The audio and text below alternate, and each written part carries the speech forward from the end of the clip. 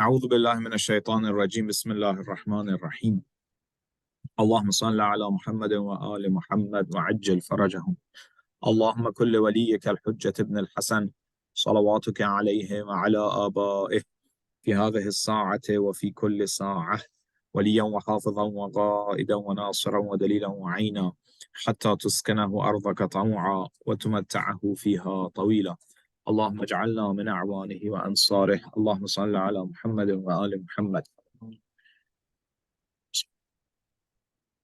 Let's say salam to Imam Hussein alayhi salam, and then we go continue our discussion inshallah. السلام عليك يا أبا عبد الله وعلى الأرواح التي حلت بفنائك عليك مني سلام الله أبدا ما بقيت وبقي الليل والنهار ولا جعله الله آخر العهد مني لزيارتكم. السلام على الحسين وعلى علي بن الحسين وعلى أولاد الحسين وعلى أصحاب الحسين يا ليتنا كنا معكم فنفوز فوزا عظيما اللهم صل على محمد وآل محمد. So why we are here, this is the 12th session of this series that we started more than 12 weeks ago because we had gap. Discussing and reviewing the book of Mikyal al-Makarim with the aim of getting some knowledge and actionable teachings about Imam Mahdi alayhi salam. So that's why we called it discussion circle about Imam Mahdi. So the goal was to have a quick overview of the Kitab al-Mikyal, Mikyal al-Makarim, which it is organized, the author organized the book in how many parts? Anyone remembers? 8. 2 volumes, 8 parts, 2 sections. So we covered now all of the parts but the last one, which last session or last 2 sessions we talked about the time of Zuhur of Imam Zaman alayhi salam, some of the characteristics of the time that he will return inshallah, and his government and governance will be established on earth. We talked about the prophecies in Quran. We talked about some of the aspects and attributes of those times and the time of Zuhur. So again, as a reminder, why we talked about that, the whole thing was the book of Mikyal. What is the purpose? What is the full title, which says the goal and the aim of the author? Anyone remembers? The aim for the thing is for the moment, like moment Zaman. Of course, but what specific aspect about Imam Zaman alayhi salam? مكيال المكارم في فوائد الدعاء للقائم. مكيال المكارم في فوائد الدعاء للإمام زمان عليه السلام. So the objective or the way, the theme of the book is about the benefits, the merits of praying for Imam alayhi salam.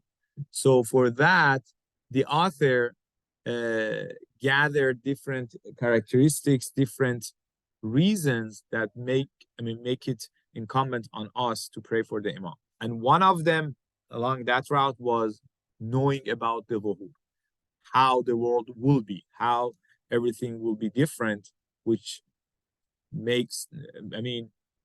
motivates us more to pray for Imam alayhi salam. So that was the structure and logic. Okay, any question, any comment from subjects in the past, anything? Question? Excuse. Yes. Assalamu alaikum. We talked about fi fawaid, but the former half, what does Mikyal al-Makarim mean? Okay. So Mikyal al-Makarim means, how should we say it in English? Mikyal means like scale. In Arabic, وَأَوْفُوا الْمِكْيَالَ إِذَا كِلْتُمْ, we have in Quran. So like scale, things that you weigh things with or measure things, right? So a tool that you measure. So basically, the name of the book is very poetic. So the scales of virtues, okay? Basically, how can we scale or measure or count the virtues of the benefits of praying for the Imam alayhi salam? Does that make sense? Did that help? Yes, it's so beautiful. Thank you. Yeah, the name is so beautiful. As we talked in the first or second session about the author, he was beside the scholarship, he was also in poetry and al-adab, basically, literature. So yeah, that's the name of the book. One thing, because we are almost finishing the whole sessions, there was a question few weeks ago, months ago, that one of the attendees wanted to mention, and I mean, time passed, so I wanted to mention it, at least be recorded for future. Anyone remembers when we were talking about praying for others, for believers? This is one of the duties that we have in general, to pray in absence of your brothers and sisters in faith. When we were talking about that, there was one topic that was a conversation between God and Prophet Musa alayhi salam. Do you remember your question, or I remember it better than you? So there was, yes, or comment, which was a good comment. The Prophet Musa alayhi salam had a conversation with God, and it was like, pray with the tongue that you have not sinned with. Do you remember that? We were at Imam Ali Center. So, yes. Pray. So this is one of the beautiful concepts that we have. Pray with the tongue that you have not sinned with. So, we said one of the meanings is have others pray for you and you pray for them, because and then one of the comments was, when we do something and Imam alayhi salam prays for us, Imam is ma'asum and infallible. Not that I have not sinned, rather he himself also have not sinned. So beautiful and purified soul is praying for us. So with all of those, we inshallah move to the, any question, any comment, anything else? No? Okay, great. So we go to the last chapter or last part. The English translation called it part, which I prefer section. So, which is about the duties of people towards the Imam alayhi salam, which itself by itself is a broad topic, and I would say standalone topic, and is important for us. So some overview and about how the author structured the book. He has mentioned, and this is the last part of the book, he has mentioned 80 and counted 80 duties that people have towards the Imam, which is really interesting. I suggest, as I said, some of the parts of the Mikyal are very scholarly and people might get bored, overwhelmed.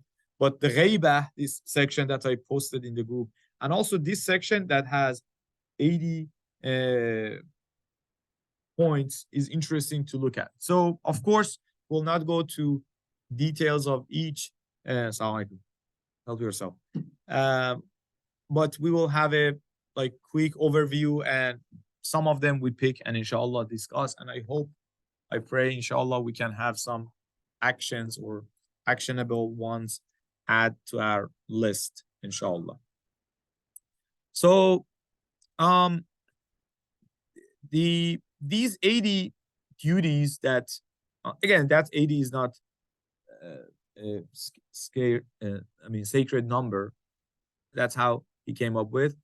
We have different books that they talked about this. We have some specific, books that specifically targeted that subject. وظائف الأنام في غيبة الإمام.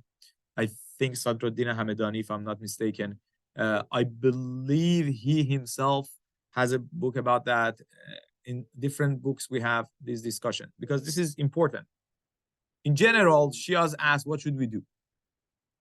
I mean, let's put this discussion, everything aside. Like, I am Shia, I'm Muslim. What should I do during the time of occultation of the Imam alayhi salam? Before we continue, make it more discussion. What are your thoughts, everyone? Let's have this open discussion for a couple of minutes, then we go. First of all, do you care? Like, is it an important matter that what it means for us to be in the ghaibah of Imam, and also how things are different, or what are the specific things that we have to do considering the special circumstances that we are in? And just speak up. Just want to hear your thoughts. And what do you think, if you want to name some of these duties in your opinion, or what you have learned or studied so far? So, Be loud so others online also can hear. I was like not focusing like that, but you're saying, do we care that we're in? No. Do you care about the topic? Like, is it something that sometimes, at least once a year, bothers us? What should I do? Like, because we read about everything that the Imam is going to leave, everything that he's going to give us, and everything that we're going to have, and the change in the world.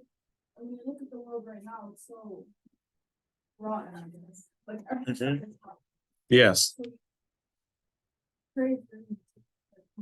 Exactly. And we're here. I think now, like I feel like back to say like a couple hundred years ago, like when the Imam first had his ghaibah, I feel like now it's more crucial because we're living so much like a world of so much like sin and everything that we're like, we'll one day Imam to come back, so we just have the world of like no sin, and what I'm trying to say, like more justice and everything instead of like seeing everything haram and everything. Interesting. Sister Shabana, hold on. We have one online, then we go back to the room. I think there is a hadith from Imam Sadiq alayhi salam, which says if you want to be a true muntazir, these are my words, not his words. Okay, like you have to act based on wara, I mean higher than piety, and with good moral etiquettes, good akhlaq, and be a muntazir. So this is one thing, and my personal input would be like, when Imam comes, the main thing which has been stressed through all the hadiths, like he will establish justice and equity in the world. So if we can start it on our personal level, with first starting with ourselves, like when we are dealing with others, we behave justly. Then in your families, wherever we can do that, I think that would be helpful.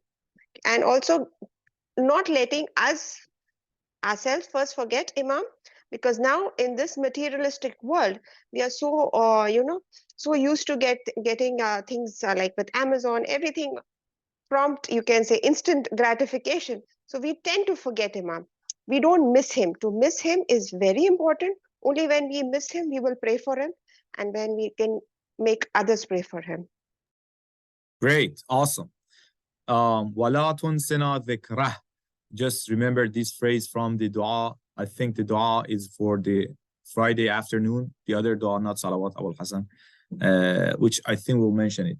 وَلَا تُنْسِنَا ذِكْرَهُ وَانْتِظَارَهُ. Oh Allah, do not make us forgetful about his remembrance and awaiting for him. Which, as you said, especially for us, it's interesting. That's why I wanted to hear. It's really alarming. How can we easily be deviated or busy and with everything, like with a lot of things that we have around us, fun things, educational things like university, kids, mortgage, career, matches, everything. Yeah. How can we have that box fixed in our life, the box about our living Imam, and feeling like a person who was living, imagine someone was living in Medina in the time of Imam Sadiq alayhi salam, which actually we have a hadith coming from someone's story. How can we have that feeling, right? That the حتى صارت الغيبة عندهم بمنزلة المشاهدة. Imam Sajjad alayhi salam says to Abu Khalid, they live a life that occultation and ghaiba for them is like, there is no difference between for them. And this is make me think, like, how can we be in that situation? Anyway, there was another comment here. No, brother. Come on. No, I'm serious. No, Share. and she basically said it. Say it in your own words. Well, she basically said it. Serious. Okay. All right. If I just want to like, it's not like on that same topic. That's fine. It just want like, it's just a question. Sure. I know, like you were saying, like 80 is not like I know it's not like a significant number, but I was gonna say, isn't like the number 70 like is it like it's an exaggeration number? Because like I've been reading some hadiths that be saying like Sometimes it is. In Arabic literature, sometimes it is, but sometimes it's literal. عدد الكثرة 70 or yeah. Like I've been hearing 70 all the time. Yeah. All right. So great points. Anyone else wanted to share anything before we move on? So inshallah, we'll go review some of these points that will help us have that objective and reach that objective, inshallah. So in the book, it is categorized into two levels or two arenas. One, personal level, like me, you, any one of us, imagine living in the middle of nowhere, North Dakota, with all due respect to the Shia community over there. I don't know if you have or not. I have a relative. You have a relative there. Great. So, but he doesn't know. Anyway, somewhere that you're in the middle of non-Shia community. Still, that doesn't mean that if there is no masjid, no dua kumal, no Imam Mahdi discussion group or whatever, and no internet, alhamdulillah, our time is different, so there is no excuse anymore. But me and myself, what are my duties? What should I do in respect to Imam Mahdi alayhi salam? And social level, in interaction with others, in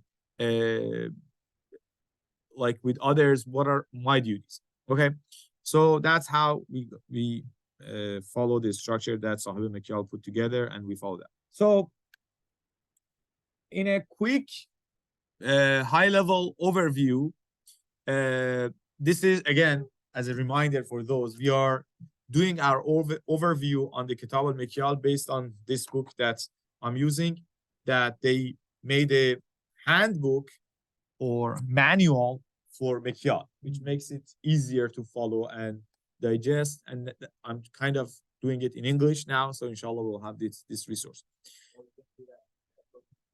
I mean, I'm doing it technically, but in an audio format. With your help, we can transcribe and probably have a pamphlet.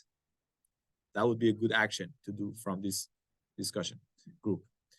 It's 14 sessions. Everyone can take one. We have all the tools, Chat GPT, MiPT, whatever. You give it to them, bring it the transcript, and just you need to. Yeah, that would be a good outcome. I mean, Sheikh Mustafa suggested me that now you are finishing and completing this endeavor, so it's good to have an outcome. Like we have videos, we have slides. You know, we have, this is the 120 something slide so far. We have. So far, we are at the 133. So this is a good package. In English, we can share others. Anyway, back to the point. I'm using this manual for Mikyal, as well as Mikyal and others. Sorry, 1 second.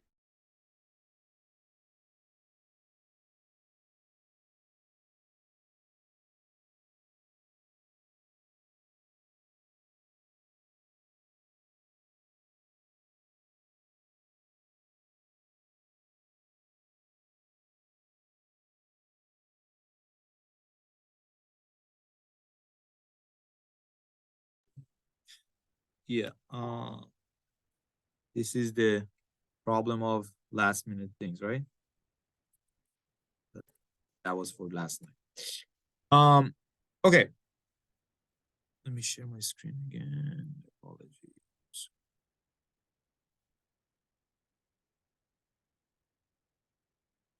Okay. Do you see the screen, Taha? Check the okay. So in the personal level, there are 5 categories that we're going to talk about. Under each, we mentioned a couple of things that we can do and we should be doing. Knowledge and etiquette, right? Ma'rifah and etiquette. Service and support of the Imam alayhi salam. Love and affection, mahabba and mawaddah. Let me say the Arabic/Farsi ones may help. Knowledge and etiquette like ma'rifah wal adab. The adab of being a believer. As I said, we are Shia. That means we have a living Imam, divinely appointed person. So again, there's no difference between us and the people that they were living in Medina 1300 years ago, right? So what is the etiquette and adab of such a person? Service and support. How can we support and do nusrah, basically? Nusrah, I mean, support is good, right? Love and affection, mahabba and mawaddah, and again, sending gifts. Again, a person that we love and he's our Imam, can we have such a communication with him? And then awaiting him. Social level, I mean, he has categorized it in 2, towards believers, towards non-believers. Again, what are my duties in respect to you all, that we are all the community of lovers of Imam Mahdi alayhi salam, his Shias. So there's a different duties for that, as well as others, non-believers, either non-Muslims or non-Shias, that they don't have this ma'rif. All right. Any comment, any question? So in the first part, before we name the duties, there's an ayah in Quran. I mean, from there we are going to talk about the importance of having that knowledge and ma'rifah, which we talked about it in the past briefly, but this is an interesting ayah. I want to read and pause and ask you to reflect and share your thoughts about this very ayah. There are different angles that this ayah can be looked at.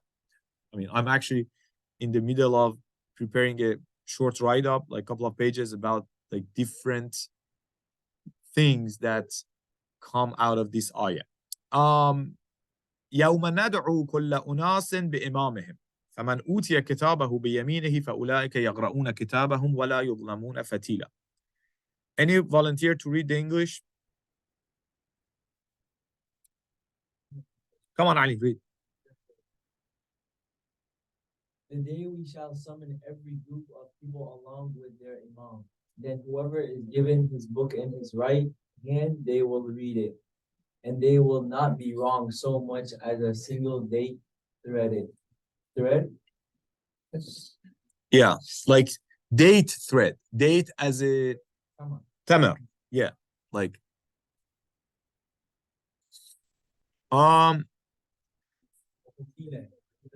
yes. Or beside the Sunnis, I have discussion with one of our scholars.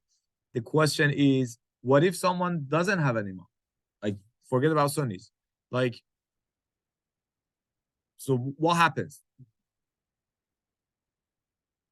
They will not be called, they will not be summoned, or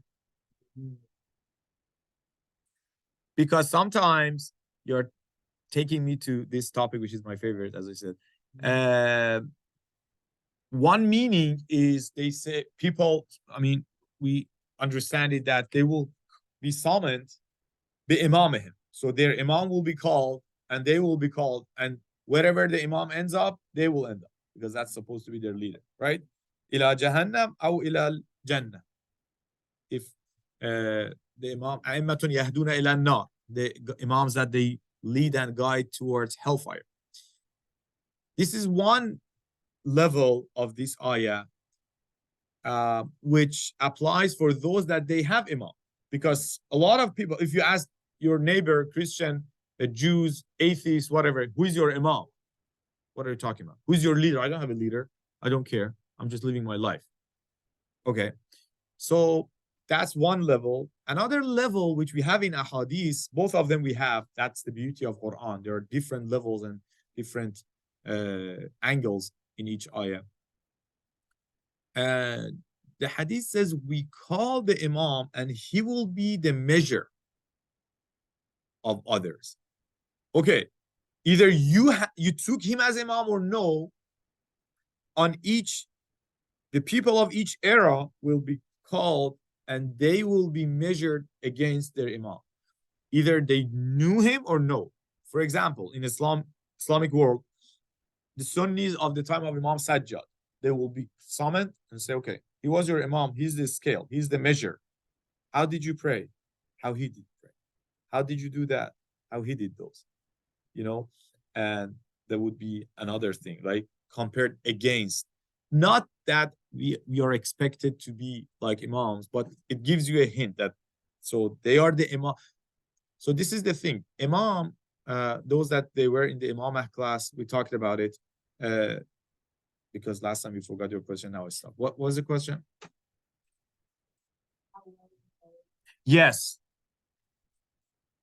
Yes, exactly. And how well you did, because they are the miqyas, they are the measure, the best role model, examples, right?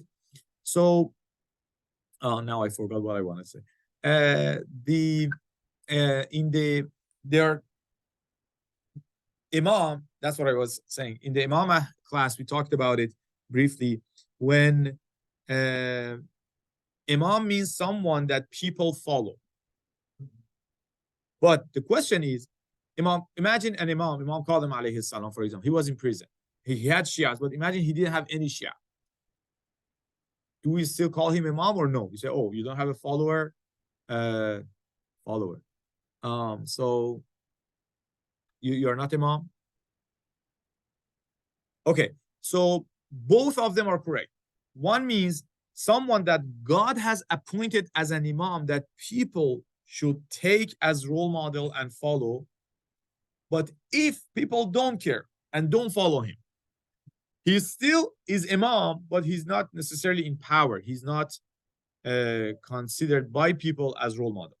So you see, my point is, from one perspective, Imam Zaman alayhi salam is the imam of all Christians, Jews, atheists, Sunnis living on earth right now. Even though they don't take him as an imam, as a leader, as a guide, as a role model. I mean, for Shias also, I mean, honestly, how many of us make the imam as our role model? Or not role model, I kind of don't like this, but anyway, that's separate. Just see what he wants us to do, right? So back to the ayah. Any other thoughts before we read a hadith and a story by one of the companions of Imam Sadiq? The day, so this is important, the day that we will be called and summoned with our imams, which is interesting and, I mean, sometimes scary, not so scary in a bad way. Yeah, what do you mean? How do we will be called?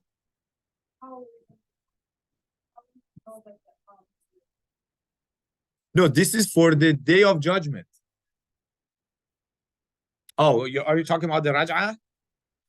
So, I think I mentioned it in the time of Dhuhr, or I may just read it and skipped it and I said not to mention the class, but we have a hadith that says in the time of the coming of Imam Mahdi, يَوْمَئِذٍ يَفْرَحُ الْمُؤْمِنُونَ بِنَصْرِ اللَّهِ. I think I mentioned it. The believers that they are in their grave and they're dead, they will receive that message that day that you were awaiting, but you passed away, that was not your time, has come. And then the promised one has arrived.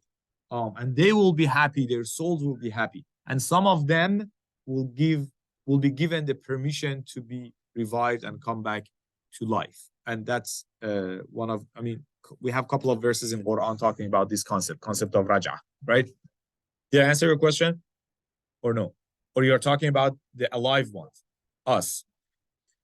So there are many things that have been mentioned in the hadith, that there will be a big announcement. Jibreel alayhi salam will be announcing this, that the Mahdi, the promised one, has come, and the message will be spread. Honestly, the quality of it, like how the kayfiyah, it's not so clear. My point is, the hadith says one of the signs that come with the coming of Imam is what is called sayhatun min as-sama. So that sayha is I think, intentionally used a vague term, because it's not easy to explain like all details for things that it's so hard for us to digest. Sayha can be anything, can be announcement, can be something that everyone see on the news. I have seen these again. That's good. I'm not saying that's bad. Like, I don't know if you have seen it or not. They designed a newspaper of the day that Imam Mahdi comes, like as a fun thing, which is cool to look at. But that's one way of seeing it, thinking about it. It's not necessarily the exact way. We don't know. But we know that it will reach everyone. The news will reach everyone. Again, for us nowadays, it's not so hard that all of a sudden everyone receives the news. I remember, this is a story, but when September 11th happened, we were in Iran with my grandfather in a vacation time, because it was summer, right? And then we went hiking or going out when my grandfather was all on top of the news and all. When we came back, he said, something happened in America, like something going on, like very special. I said, oh, we don't know, let's check. And that was like afternoon of Iran, like few hours right after what happened in New York, right? So my point is, there are ways, in a worldly way, Allah can do a lot of different ways. So let's move on.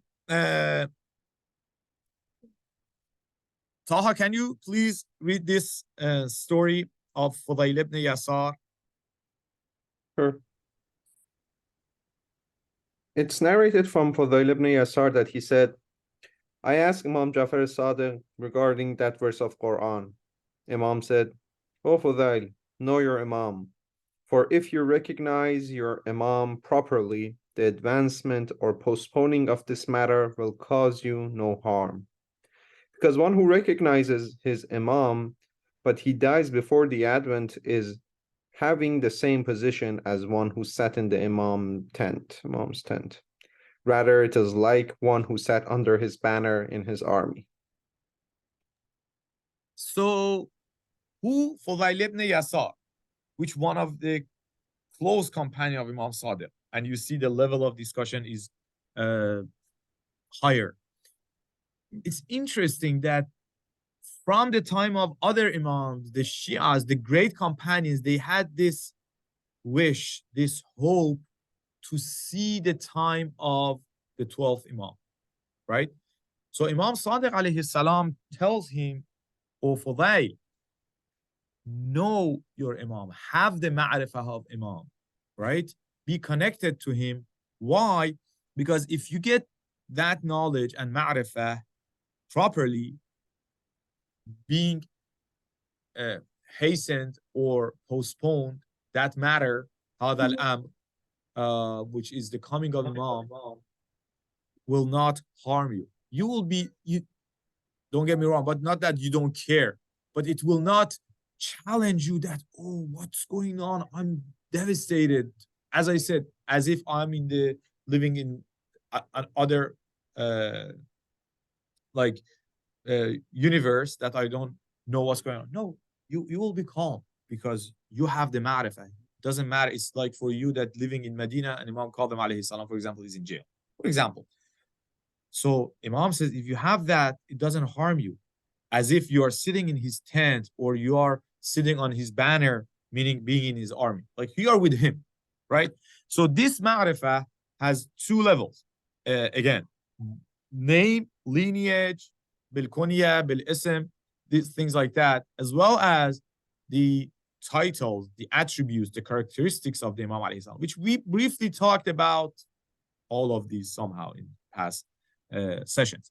So there's another hadith, which is, I took this part from the book of Mikyal. As I said, once in a while, I want to have just read the exact text, which the Imam alayhi salam tells Muawiyah ibn Wahab, same Imam Sadiq alayhi salam. It's a long hadith, which is really interesting, but so I took the part of it that how it's important to have this. Another volunteer to read, ladies, anyone?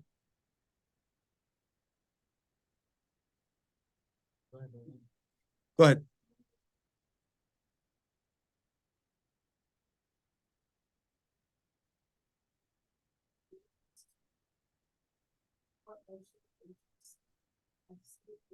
Yes.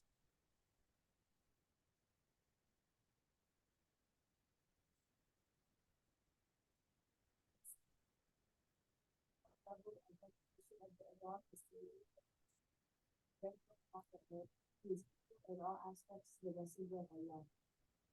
And that the Imam is the successor of the Holy Prophet. Obedience of the Imam is obedience of Allah and the Prophet and submission of every matter to him, and to refer to him in all issues, and to accept his statements are the level of recognition. And we should know that the Imam after the messenger of Allah. So sorry to stopping you. The first part, before I stop her, is what? Which one of these two categories? Is this the one or two? Great, two. So regardless of who is that person, this is the ma'rifah that it's interesting that Imam Sadiq says the minimum level of recognition is to believe that he is like prophet in his orders and commands, beside that he's not a prophet, beside the prophet. And then Imam goes to naming them, like one by one, because sometimes we have that in Sunni school a lot, and some of the Shias sometimes that they say the imamah, specifically sometimes they talk about Imam Mahdi, is a concept. It's not shakhsi, like it's not personal in terms of like one specific person. But we say no. We have, as I said, people say, okay, these are the titles and the attributes of the imams. You should have an imam. Go find it. Someone say, okay, the 37th Imam Ismailis, he's my imam, or my sheikh, or my qutb, or whatever they call it, is my imam. No, that's one level. We see that the name specifics of them, alayhimus salam, has been mentioned. Continue, please.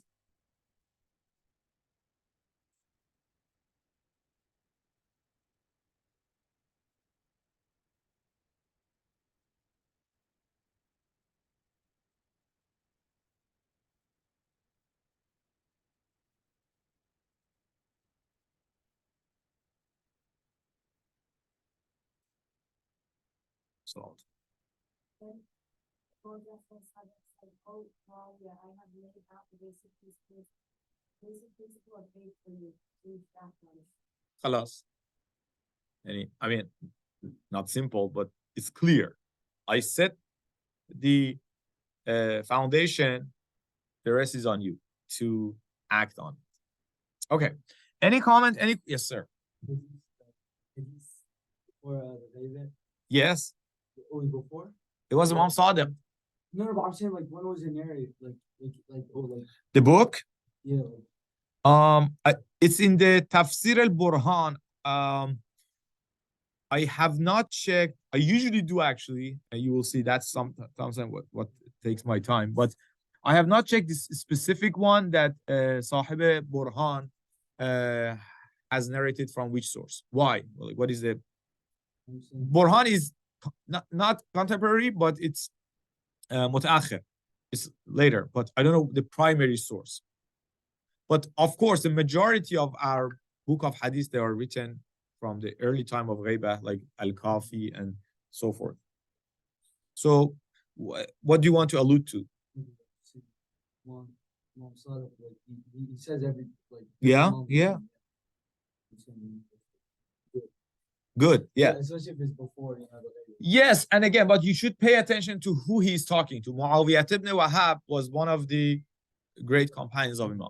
It's not something that they would open in front of everyone. They could not understand and they don't have the capacity. As you saw, like Fudayl, Zurara, these great companions, Imam would talk to them.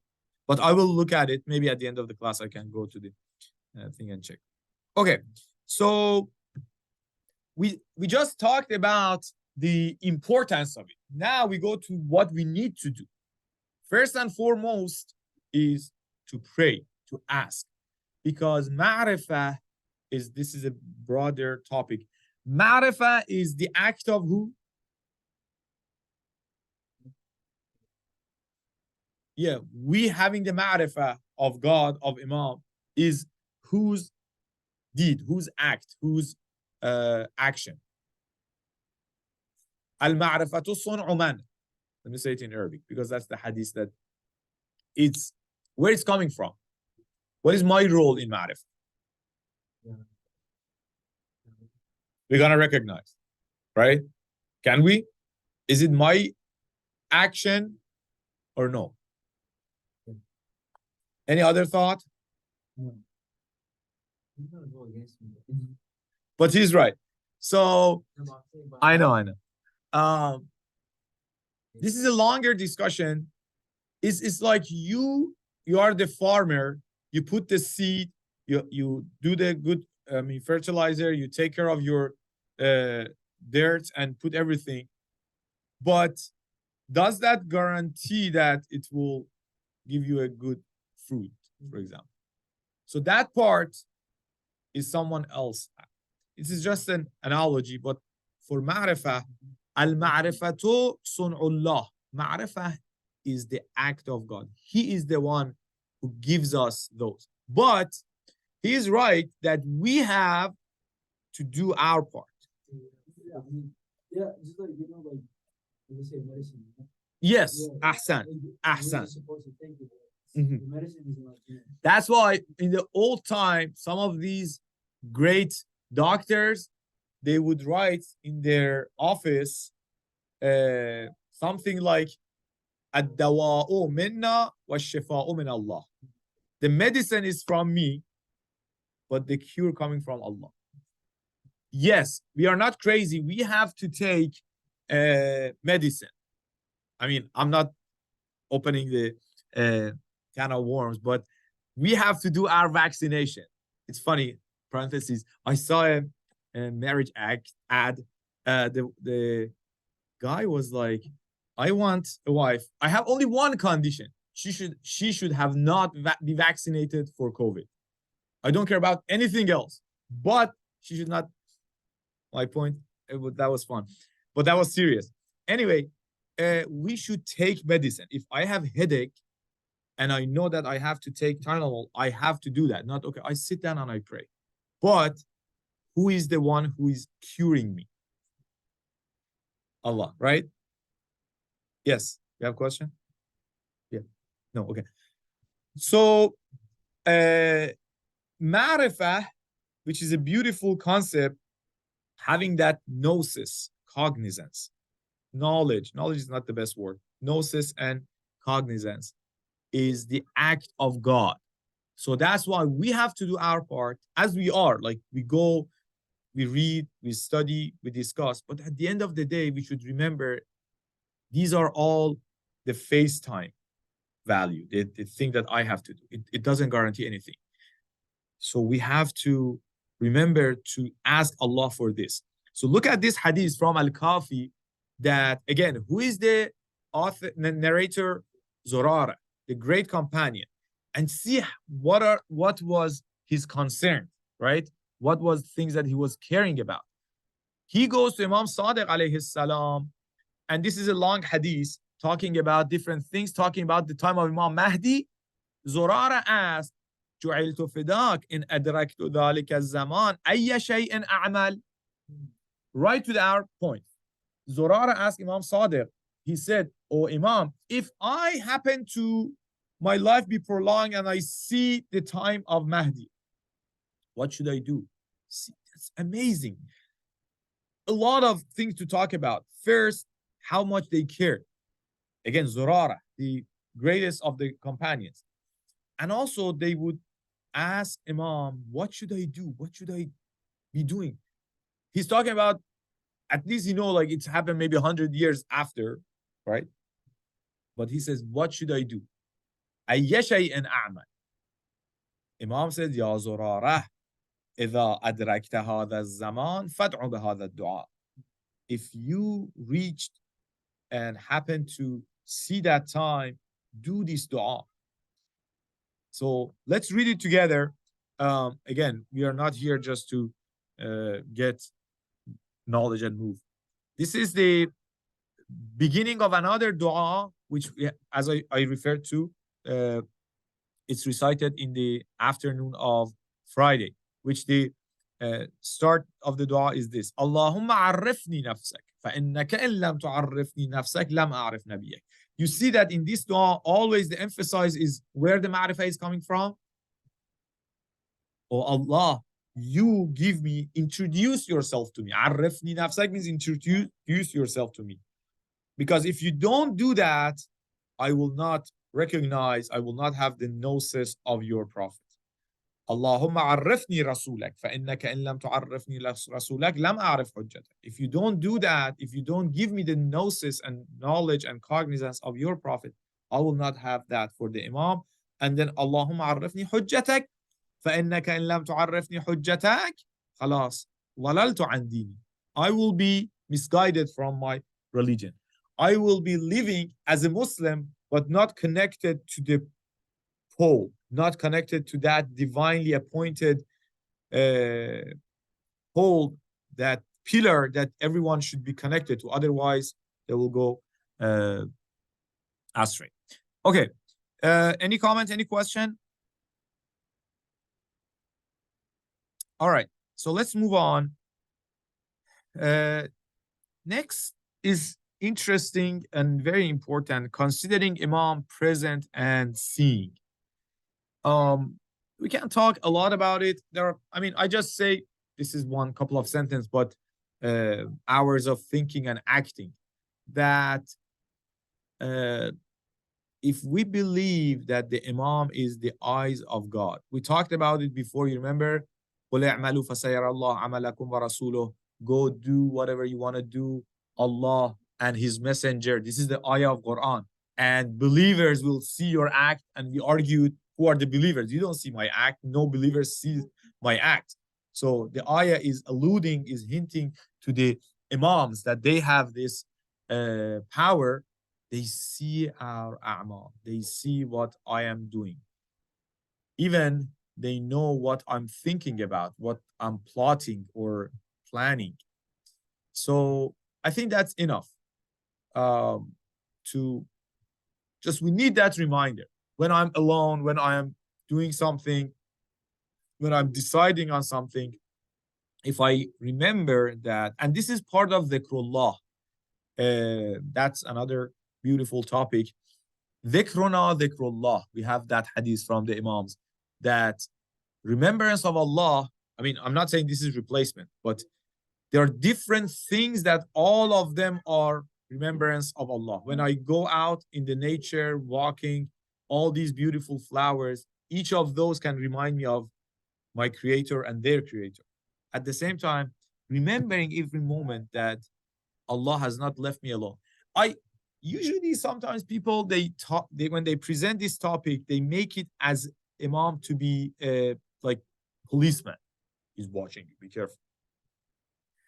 I want to say differently that he's watching you. He's caring about you. What would you do? No, not that, just try to bypass him or like, it's different. It still has that concept, but it's beyond that. That if I am in hardship, he's watching me. If I'm about to sin, he's watching me. If I am about to do something good, he's watching me. If I'm sitting in the discussion about him, he's watching us. He's with us. He's the eyes of God. So it's not only, be scared, be ready, as if your parent that they will see you, you are on your phone when you're not supposed to be, and then they do something. Imam is like that. Like parents as a watching person, and then 1,000 times greater with stronger power. They can cut off the internet right away. They can do all these fancy things. No. They are, they have that aspect, but that's not it. Al-Imam al-Abul al-Walid al-Shafiq. He's like a kind father. He's like a caring mother. Yes, they will be sad when seeing the kid do something wrong, but at the same time, they care. So I was supposed to talk a couple of sentences. It was prolonged. So I think you got the whole point. So this is one of our duties, personal level, wherever I am, doesn't matter. My parents are with me, my sibling, I don't know, whoever that I care about, I fear more than God, than them. From them, right? That if my wife sees me doing this, I will not do that. But now she's not, so let me. So whoever that person is, we should remember that the Imam alayhi salam is seeing us, is there. So any thoughts, any comments? 1.3, again, we are under the topic of knowledge and etiquette. Like, for example, the number, 1.2 was more of an etiquette. Etiquette of a Shia is to not consider his Imam as dead, as not there. He's there. Another etiquette of being a Shia of Imam during his time is preferring his desires over one's own desire, right? I hope this translation makes sense. Desire has different meaning, like what he wants, right? Great role model is who? We have that Salman Farsi. You remember I said I don't like saying that Imams are our role model? I have a reason for that. Their greatest companions, they're our great role models. Because Imams, they have a special mission. You cannot say, okay, what the Imam will do, I will do that. Not necessarily my job to do what he is supposed to do. That's we can talk about it. But the companions always, because we are, one of our scholars was once talking and sharing a story. He said, I went to Karbala. It's a beautiful story. I went and I sat in front of the Shuhada section. I said, I want to talk to you. Regardless of the high level and position that you have, but you all and me and I, we are on this side of the table. And Imam Hussein and others, they're on the other side. So I feel more comfortable, and this is important, like in terms of also ma'rifah, that you are my role model, how you supported your Imam, how you did your lives toward it, how you shaped your life. You saw when I said Zorara, see how he talks to the Imam, so those are great role models for us to see, because we are at the end of the day ma'moom, right? Anyway, so see, Mansur Buzurg, which is Buzurg, went to Arabic, become Buzurg.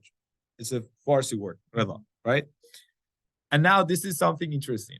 He said, I told Imam Sadiq, I see you mention, I think I put the English, yeah. I see you mention Salman al-Farsi a lot. ما أكثر ما أسمع منك سيدي ذكر سلمان al-Farsi. How come? Like, why you keep mentioning him like this? That's Salman.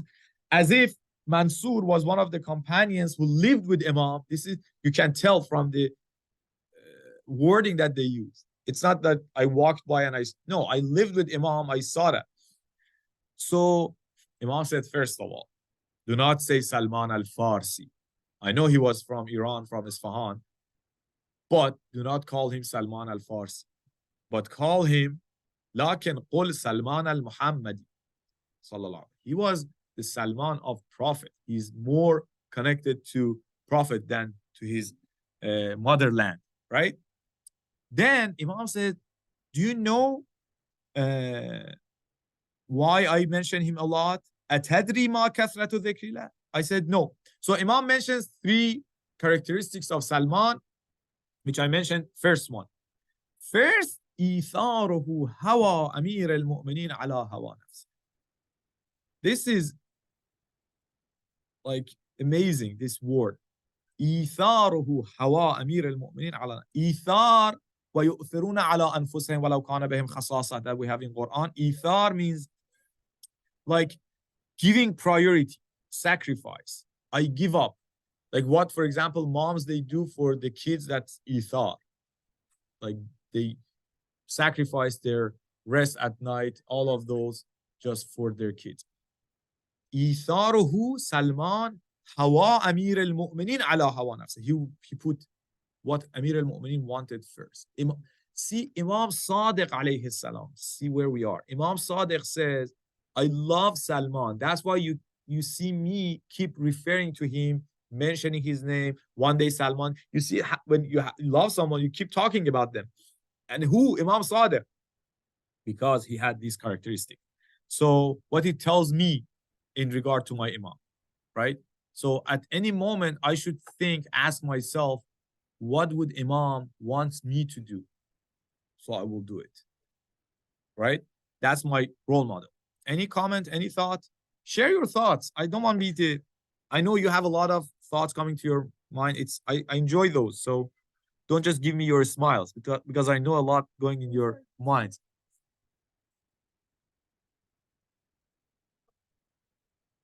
So Salman was from Iran, right? And he was known to be Salman al-Farsi. So Imam says, do not call him Salman al-Farsi because he's not that no longer related to Iran, but there's more important thing that you could relate him to, which is he was the greatest non-ma'soom companion of Prophet.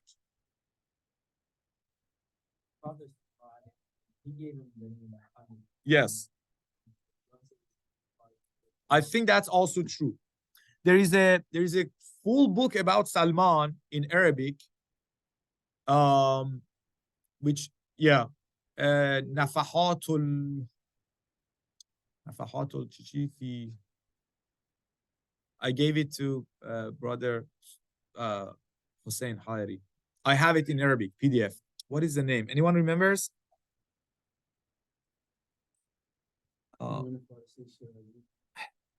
First of all, he was Isfahani, but yeah.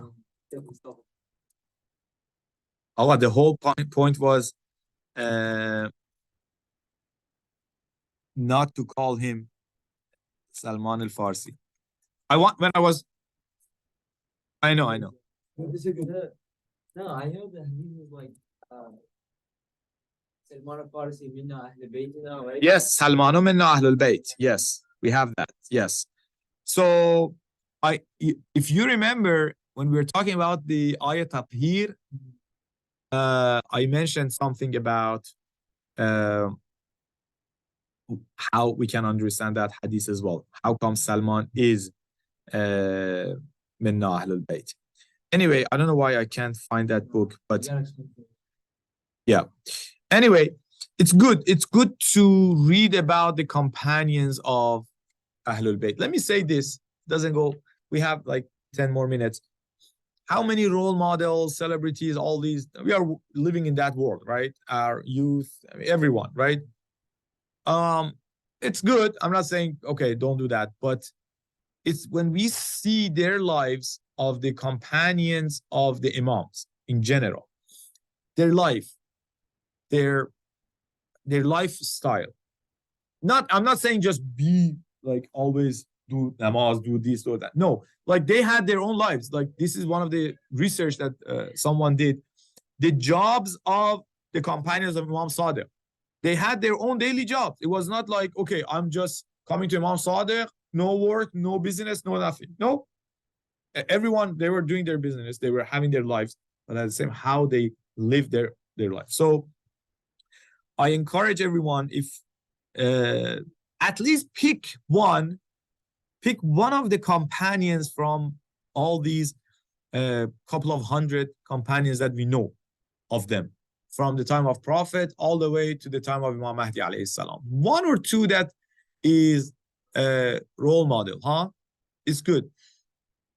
Say that, say. You don't want to know what I would say, yeah, I know the two I'm gonna choose. Who are your twos? Say it. That's good. It was like the lowest level. Like the lowest level. Like, no, but like if hitting, not like, no, like the good ones. The good ones, but like the lowest level. I think there was like, you know how they said 10 or 7. One is like the highest level of Iman. Yeah. And then I think the second was like Baghdad or Obala. Mm-hmm. And then like I know like it was like rank, and then like number 7 was like Ammar ibn Yas. I think that's like he was 4, right? I thought he was 4. Yeah. Like they said there's a so who's like the lowest one? Like lowest rank. No, but like the good ones. Yeah, Nafahat al-Azhar, it seems that this is another book, but it's about Salman, but I'll find it, I'll send it. Maybe I share that book in the group, doesn't hurt. We talked about Salman. Salman is amazing. So anyway, let's move on. I was gonna say, what's the other two? Oh, other two? Should I say it? Yeah. The other one was he loved the poor people to live with, to sit with, and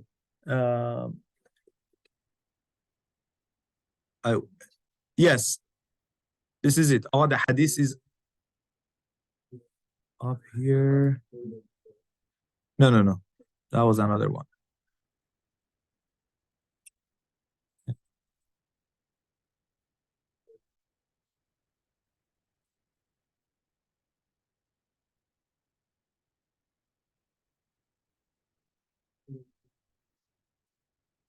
Why? Sorry, I can't find my slides. Shall I look at the third one? Do you see my? No, same. No, online. Do you see my slides? حبه للفقراء, his love towards poor, as I said, واختياره إياهم على أهل الثروة والعدد. So this is interesting. When he wanted to hang out, he would pick the poor to hang out with rather than the rich people. And the third one, حبه للعلم والعلماء.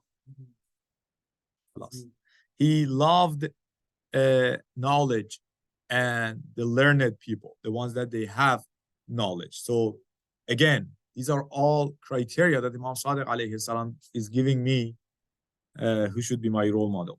Anyway, so let's move on. Any comment, any question?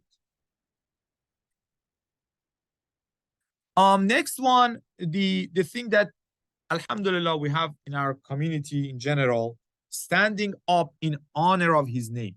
There are some mentions, it doesn't need a hadith, right? Someone when you love, you show your love, you do something about it, right? And again, respect.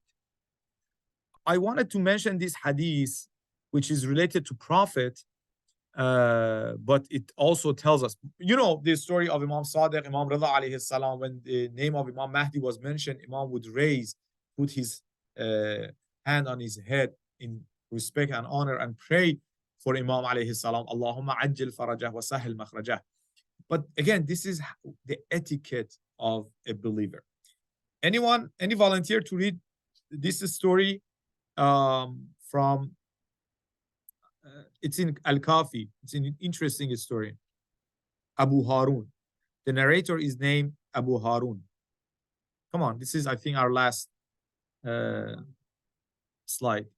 I mean, I have one more slide, but I leave it for next week. Yeah, go ahead, Taha. Loud and clear. Okay.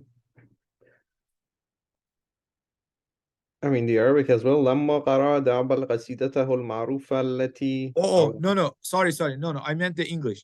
That one is Lama. That's when, thanks for reminding me. I don't know, I forgot. De'bel, one of the great poets of the time. So when he has a very famous poetry, Madaris wa Ayat. When he read that to Imam Rida alayhi salam, the end of it talks about Imam Mahdi. The coming of Mahdi, blah, blah, blah. He continued. When he finished, Imam Rida alayhi salam did what I mentioned, that he put his hand on his head, وَتَوَاضَعَ قَائِمًا, like he stood up and then respected. Again, name matters. The emotion and the, what should I say, the state that we are in matters. See, I asked to read the second one, the English one, the story about Imam Sadiq alayhi salam. I would often sit with Abu Abdullah alayhi salam in Al-Madinah, and he, the Imam, found me absent for a few days. When I went to visit him, he asked, I have not seen you for many days, O Abu Harun.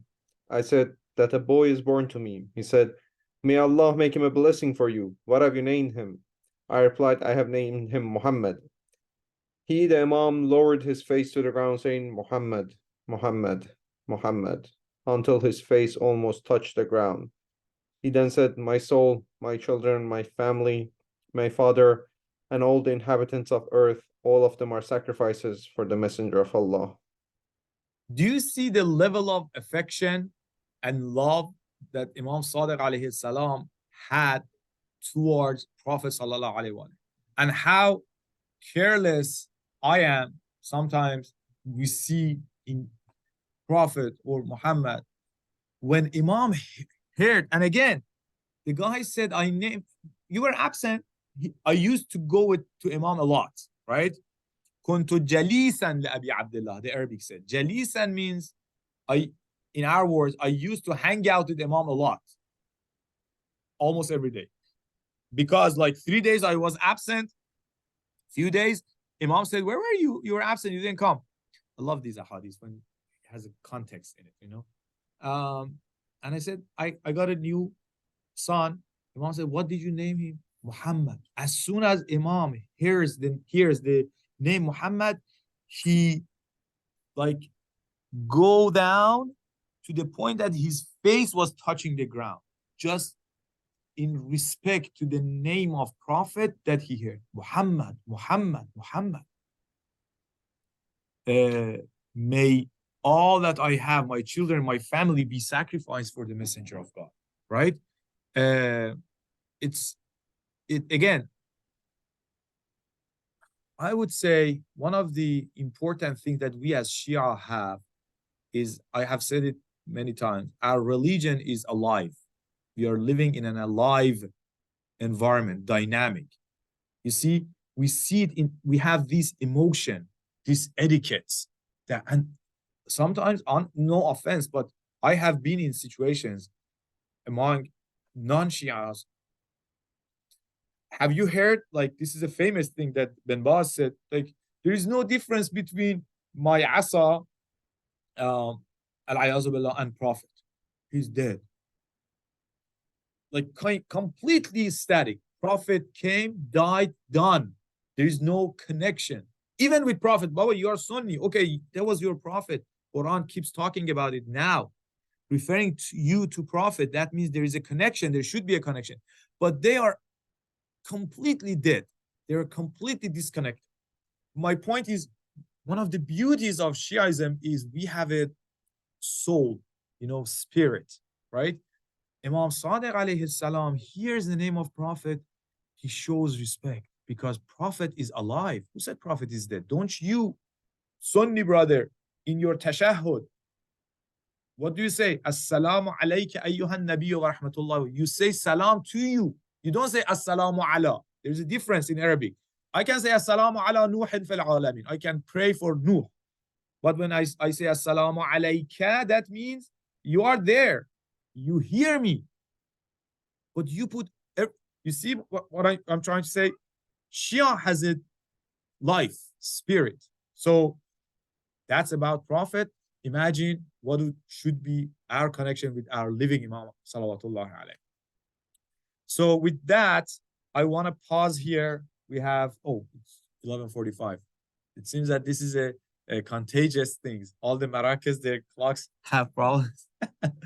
I was keep referring to that. Anyway, any comment, any question before we stop here? Inshallah, next week we go with another topic, personal level, item 2, which would be service and support, which is very, very, very actionable things, like how we should support and do the nusra, help our Imam and in our days. Salawatullah alayhi. All right, let's recite the dua. Allahumma salli ala Muhammadin wa ali Muhammad. اللهم كن لوليك الحجة ابن الحسن صلواتك عليه وعلى آبائه في هذه الساعة وفي كل ساعة وليا وحافظا وقائدا وناصرا ودليلا وعينا حتى تسكنه أرضك طوعا وتمتعه فيها طويلا اللهم صل على محمد وآل محمد.